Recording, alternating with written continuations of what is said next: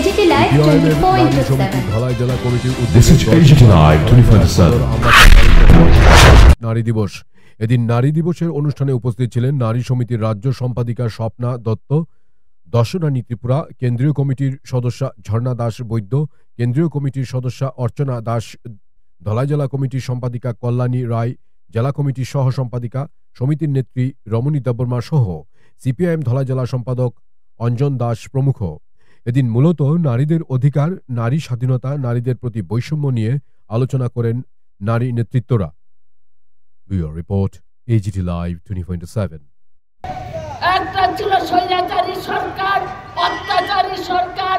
এই সরকারকে পতন করার জন্য এই আন্তর্জাতিক সংগঠন, নারী সংগঠন, তারা সেখানে ৮০,০০০ নারীকে সেখানে স্পেনে জমায়েত করে স্পেনের ভাঙ্গু সরকারকে পতন করার জন্য প্রতিরোধ, প্রতিবাদ আন্দোলন সেখানে করেছিল।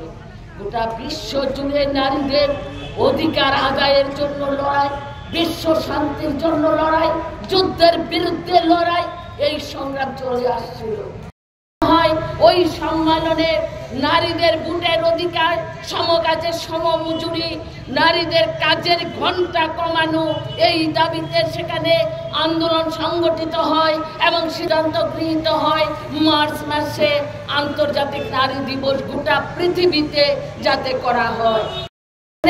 আমেরিকা শিকাগো শহরে শ্রমিকরা যেমন রক্তের বিনিময়ে ৮ ঘন্টা কাজ, ৮ ঘন্টা বিশ্রাম, ৮ ঘন্টার দাবিতে, আনন্দের দাবিতে যে লড়াইটা করে দিয়ে গেছিলেন, সেই রকম ভাবে শিকাগো শহরেও এখানে আমেরিকা দর্জি যে শ্রমিক মহিলারা তারা কাজের ঘন্টা কমানোর জন্য লড়াই করেছিলেন।